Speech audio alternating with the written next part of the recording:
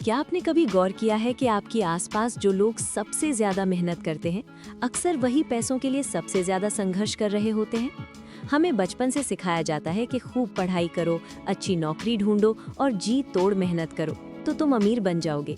लेकिन अगर ये सच होता, तो हर मजदूर और हर स्कूल टीचर आज मल्टी करोड़पति होता। असलियत ये है कि दुनिया दो हिस्सों में बटी है, वो जो पैसों के लिए काम करते हैं और वो जो पैसों से अपने लिए काम करवाते हैं। इन दोनों के बीच का अंतर किस्मत नहीं है और ना ही दिमाग, ये सिर्फ उनकी सोच यानी माइंडसेट का फर्क है। आज हम अमीरों के उसी साइकोलॉजिकल ऑपरेटिंग सिस्टम को समझेंगे।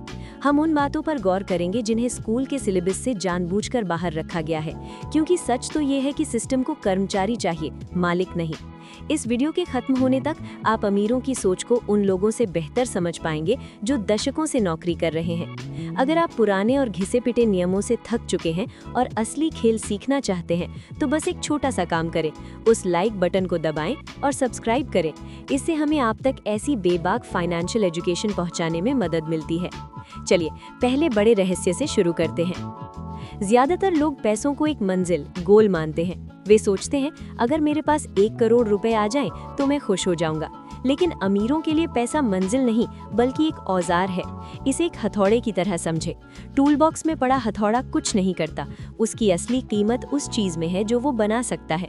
अमीर लोग अपने कमाए हुए हर एक रुपए को एक फाइनेंशियल सिपाही की तरह देखते हैं।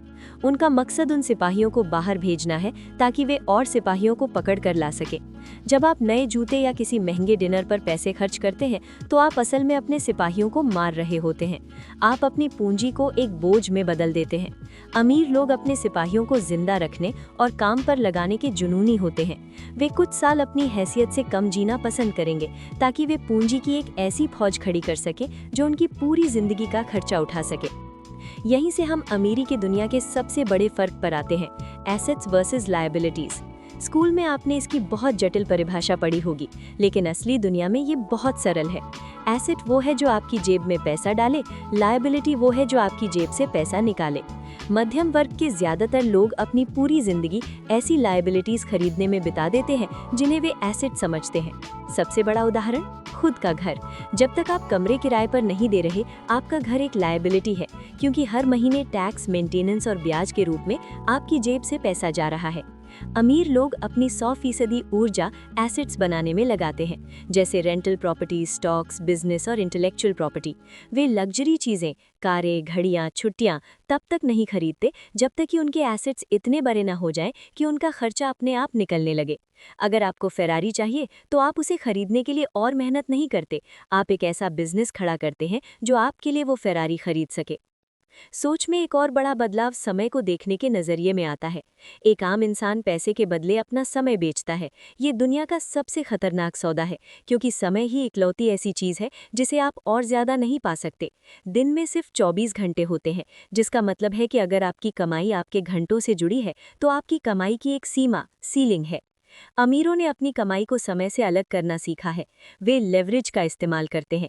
इसके कई रूप हैं, जैसे दूसरों का समय यानी कर्मचारी रखना, दूसरों का पैसा यानी बैंक लोन लेकर निवेश करना, या फिर आज के ज़माने में सॉफ्टवेयर और कंटेंट। ये वीडियो भी एक लेवरेज है। मैंने इसे एक बार रिकॉर्ड किया, लेकिन इसे हजारों लोग एक साथ देख सकते हैं। जब मैं सो रहा होता हूँ, तब भी ये कंटेंट काम कर रहा होता है। हमें शिक्षा के जाल के बारे में भी बात करनी चाहिए। हमसे कहा जाता है कि डिग्री लो ताकि सुरक्षित नौकरी मिल सके। अमीर जानते हैं कि किताबी पढ़ाई आपको दाल रोटी दे सकती है, लेकिन खुद सीखी हुई विद्या, सेल्फ एजुकेशन, आपको दौलत दिलाएगी। दुनिया के सबसे सफल लोग जुनूनी सीखने वाले होते हैं, पर वे स्कूलों की तरह नहीं सीखते। वे तथ्यों को रटते नहीं, वे हाई इनकम स्किल्स सीखते हैं, जैसे सेल्स, मार्केटिंग, लीडरशिप और रिस्क मैनेजमेंट। वे जानते हैं कि मार्केट को आपकी डिग्री से कोई लेना देना नहीं है, उसे सिर्फ उस वैल्यू से मतलब है जो आप देते हैं। अगर आप किसी की करोड़ों की समस्या हल कर सकते हैं, तो आपको उसका एक हिस्सा जरूर मिलेगा। अब बात करते हैं रिस्क की, क्योंकि यहीं पर ज्यादातर लोग अटक जाते हैं।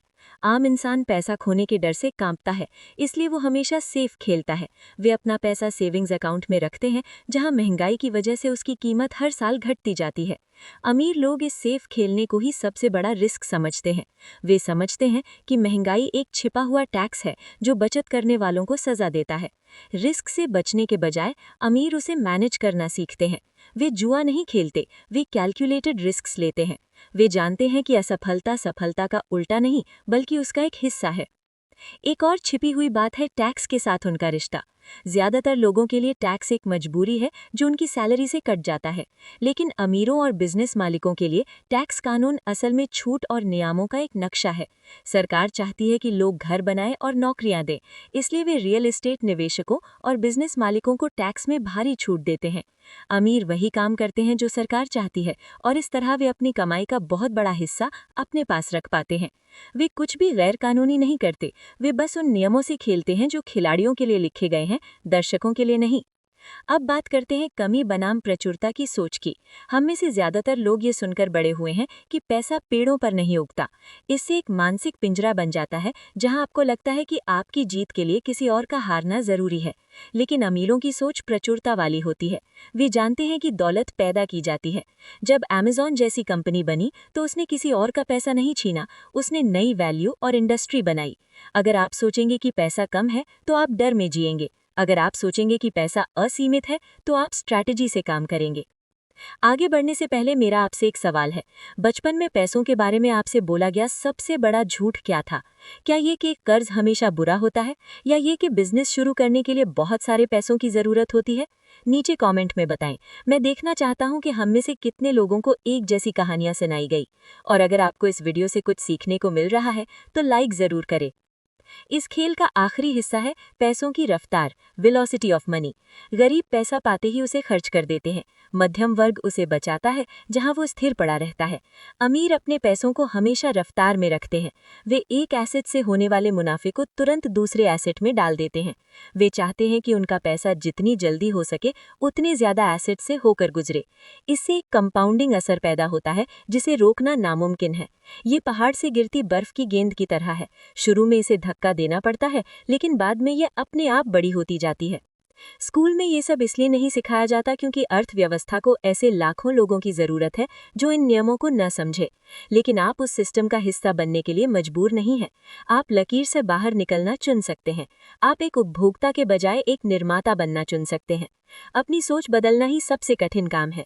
ब्रोकरेज अकाउंट खोलना आसान है, लेकिन पैसे को खर्च करने की चीज के बजाय निवेश करने की चीज समझना मुश्किल है। किताब पढ़ना आसान है, लेकिन थके होने के बावजूद उस ज्ञान को लागू करना मुश्किल है। लेकिन आज़ादी की यही कीमत है। अमीर कुछ साल वो करने को तैयार होते हैं जो बाकी लोग नहीं करेंगे, ताकि वे अपनी बाकी जिंदगी वैसे जी सके जैसे बाकी लोग नहीं जी सकते।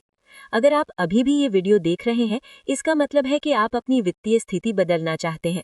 इसे सिर्फ एक और वीडियो समझकर भूल मत जाइए। आज सीखी हुई किसी एक चीज को चुनिए और इस हफ्ते उस पर काम कीजिए। बिजनेस शुरू कीजिए, किताब खरीदिए, या बस अपने खर्चों पर नजर रखिए कि आपके सिपाही कहाँ खो रहे हैं।